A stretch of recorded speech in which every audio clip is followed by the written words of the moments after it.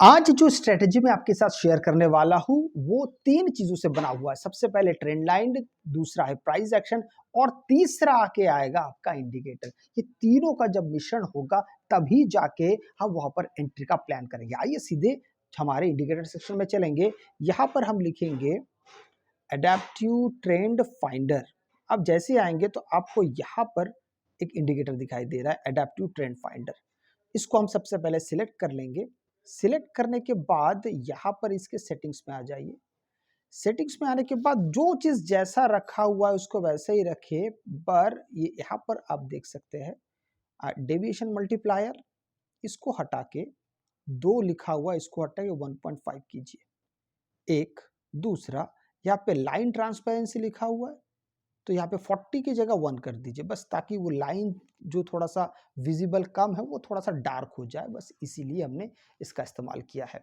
अच्छा, एक चीज़ और रह गया है, स्टाइल पे जाएंगे और यहाँ पर जो टेबल्स लिखा हुआ है हमको इसकी आवश्यकता एक्चुअल में नहीं है, इसको अनचेक करेंगे बस। अब क्या क्या चीज़ें आपको यहाँ पे ध्यान देना है, किन किन चीज़ों पे आपको यहाँ पे काम करना है, आइए एक एक करके हम यहाँ पे देखते हैं। इस ट्रेंड लाइन के साथ अब हम एक और माफ कीजिएगा, इस इंडिकेटर के साथ और एक इंडिकेटर का यहाँ पे जुड़ाव करेंगे। वो होगा आपका स्टोकेस्टिक आरएसआई। आप अगर यहाँ पे देख पा रहे हैं तो स्टोकेस्टिक आरएसआई, इसको हम यहाँ पे सिलेक्ट करेंगे और सिलेक्ट करने के बाद देखिए स्टोकेस्टिक आरएसआई में हमें कुछ भी बदलाव करने की आवश्यकता नहीं है, जैसा वो रखा हुआ है बाय डिफॉल्ट उसको वैसा ही रखेंगे। बात अब करते हैं सबसे पहले एंट्री की। एंट्री बड़ा यहाँ पे आसान है कि ये जो ट्रेंड लाइन आपको दिख रहा है, ये ट्रेंड लाइन सीधा सीधा आपको ये समझ में आ रहा है कि ये अपर डायरेक्शन में मार्केट ऊपर की तरफ जा रहा है। और अगर मार्केट ऊपर की तरफ जा रहा है तो यहाँ पे हम बिल्कुल भी पुट साइड की तरफ ट्रेड नहीं लेने वाले, हम सिर्फ कॉल साइड की तरफ ट्रेड लेंगे। अब यहाँ पर एक चीज हमको एंट्री के बारे में मैं आपको पहले बता दूं कि हम एंट्री तभी करेंगे जब ये कैंडल एक बार ये ट्रेंड लाइन के नीचे कम से कम पहुंच जाए। भले ही विक आ जाए बाद में बॉडी ऊपर क्लोज हो चलेगा, पर अगर इसके ऊपर ही है और यही से मार्केट ऊपर भी जा रहा तो भी हम यहाँ पे एंट्री के बारे में नहीं सोचेंगे। जैसे कि एक मैं आपको जगह देता हूं, ये वाला देखिए, यहाँ पे ये मार्केट यहाँ पे नीचे आया है। दूसरा, अगर हम स्टोकेस्टिक आरएसआई की बात करते हैं तो स्टोकेस्टिक आरएसआई को हम एक तो ये हमारा पहला कंफर्मेशन कि हमारे लाइन के नीचे आना चाहिए। दूसरा कंफर्मेशन कि जब ये जो ब्लू लाइन आपको दिख रहा है, ये ब्लू लाइन जब क्रॉस करके, आपको ये दिख रहा होगा ब्लू लाइन, ये ब्लू लाइन जब क्रॉस कर जाएगा कहाँ पे, रेड ऑरेंज लाइन को क्रॉस करके जब ऊपर चला जाएगा और इस ब्लू वाले सेक्शन में शामिल होगा, ठीक है, ये ब्लू वाले सेक्शन में जब शामिल हो जाएगा तब आपको वहां से एंट्री करनी है। तो ये दोनों चीज हमको देखना है, पहले कि मार्केट ट्रेंड लाइन के नीचे कम से कम वीक आ जाए तो ही काफी है। अब यहां पर और एक चीज हमें यहां पे देखना है कि मार्केट यहां पे जब आ रहा है तो यहां पे कम से कम तो भी आपके यहां पे 2 कैंडल आपके बनने चाहिए ग्रीन कलर का।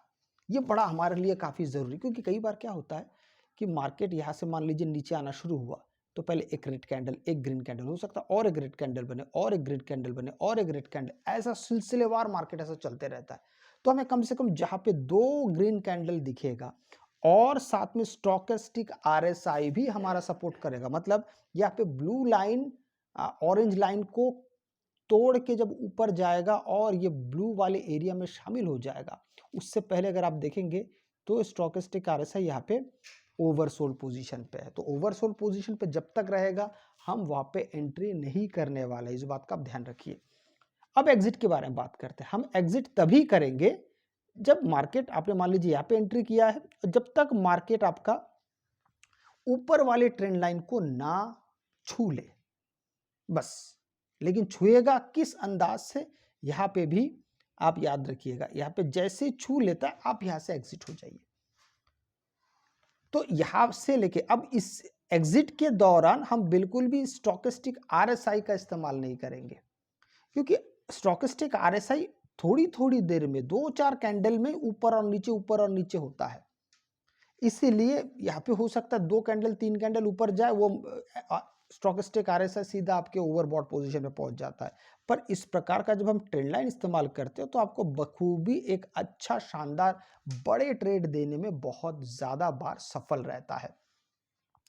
अब देखिए हमने क्या किया, यहां से लेके यहां तक पहुंचे, अब यहाँ पे फिर नीचे आया। मैंने आपसे क्या कहा था कि अगर मार्केट आपको कोई वीक या बॉडी अगर इस ट्रेंड लाइन के नीचे नहीं आता है, हम वहाँ पे एंट्री नहीं बनाएंगे।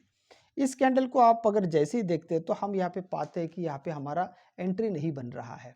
क्यों नहीं बन रहा है? क्योंकि वीक ना नीचे आया ना बॉडी नीचे, कुछ भी नहीं नीचे नहीं आया, इसलिए हम वहाँ पे एंट्री नहीं करेंगे, अब छोड़ देंगे इस जगह को। बाद में क्या होता है कि मार्केट यहाँ से ऊपर जाता है, यहाँ से की हालत, हालांकि आप स्टॉकेस्टिक आरएसआई को देखेंगे तो ओवरसोल्ड पोजीशन पे आ गया है, पर हमारा ये जो एडेप्टिव ट्रेंड फाइंडर है, जो दो ट्रेंड लाइन दिख रहा है वो बिल्कुल नीचे तक नहीं आए, तो हम यहाँ पे एंट्री नहीं बनाएंगे।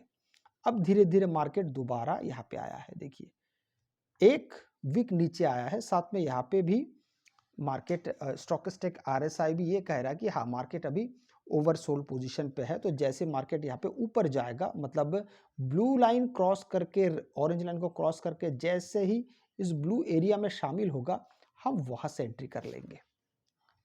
और हमारा स्टॉप लॉस भी बिल्कुल यही पे है। अब जैसे मैं आपको एक स्टॉप लॉस अभी दिखा देता हूं, मार्केट तो पूरी तरीके से लाइव है। मैं आपको अगर स्टॉप लॉस की बात करूं तो बिल्कुल हमारा जो कैंडल, जिस कैंडल से हमने ट्रेड लिया है, उसी कैंडल के नीचे हमारा दो लाइन होगा, दो कैंडल हम वहां पे देखेंगे।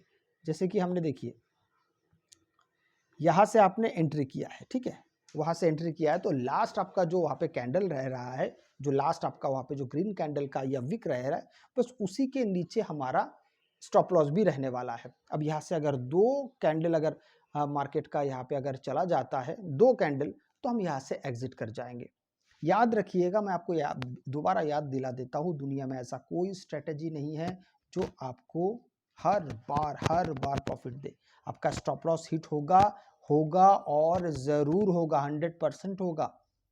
लेकिन उन स्टॉप लॉस से डर के आप ये मत सोचिएगा कि तो फिर ये स्ट्रेटेजी तो कोई काम का नहीं है। अगर आप नए हो तो शायद तभी आपके मन में आ सकता है, लेकिन आप अगर इसमें निपुण होते जा रहे हैं, पारंगत होते जा रहे, आपको समझ आ रही है, तो आप ये पाएंगे कि हाँ, अगर हम एंट्री करते हैं तो कभी ना कभी कहीं ना कहीं हमारा स्टॉप लॉस हिट होगा। लेकिन अगर आप अनुपात देखेंगे, रेशियो देखेंगे, कि अगर आप प्रॉफिट और लॉस को समझने की कोशिश करेंगे, तो देखिए इससे पहले वाले ट्रेड के अगर थोड़ा सा आप ध्यान रखेंगे, आपने यहाँ पे एंट्री किया और यहाँ पे जाके एग्जिट किया, तो काफी बड़ा पॉइंट था ये। उसके मुकाबले में अगर हम बात करते हैं हमारे यहाँ के स्टॉप लॉस का, तो कितना छोटा सा है। आप समझ रहे इस चीज को? अगर स्टॉप लॉस हिट भी हो रहा है तो हम बहुत बहुत बहुत छोटा सा स्टॉप लॉस दे रहे हैं, जो आपके प्रॉफिट से बिल्कुल कहीं से भी मैच नहीं करता है। तो इसलिए इस बात की चिंता आप छोड़ दीजिए। अब देखिए यहाँ पे दो कैंडल क्लोज हो चुका है, ठीक है, दो कैंडल क्लोज हो चुका, तो यहाँ से आप एग्जिट कर सकते हैं।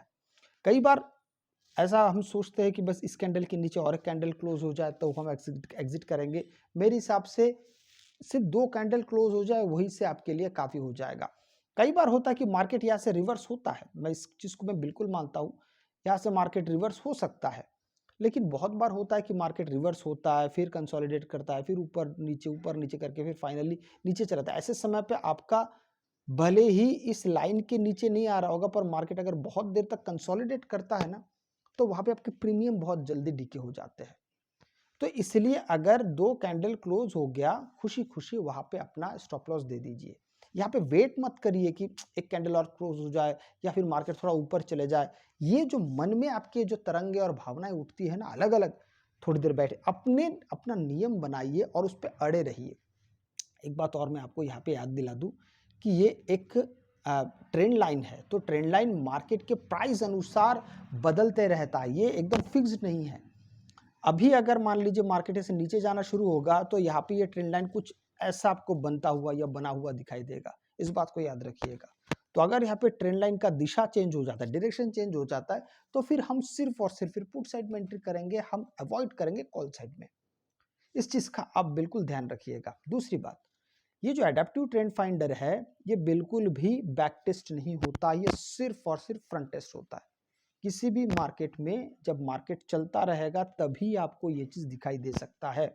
मार्केट बंद होने से आप 2 दिन का, 5 दिन का, 10 दिन का पीछे का डेटा को आप नहीं जान पाएँगे। क्योंकि ये करंट मार्केट में ही ट्रेंड लाइन बना के चलता है, इसलिए आप उसको जान नहीं पाएँगे कि इससे पहले कहाँ-कहाँ से ट्रेंड लाइन होके गुज़रा था। ठीक है? तो एक बात और है कि जितना आप इस चीज़ में प्रैक्टिस करेंगे, आपके लिए उतना ही ज़्यादा चीज़ें बेहतर होती जाएगी। इसलिए आपको थोड़ा-सा इसमें प्रैक्टिस देने की आवश्यकता पड़ेगी। प्रैक्टिस से सब कुछ संभव है। अगर आपको वीडियो अच्छा लगे तो लाइक, शेयर, सब्सक्राइब ज़रूर कीजिएगा। आपसे मैं अगले वीडियो में मिलता हूँ, तब तक के लिए जय हिंद।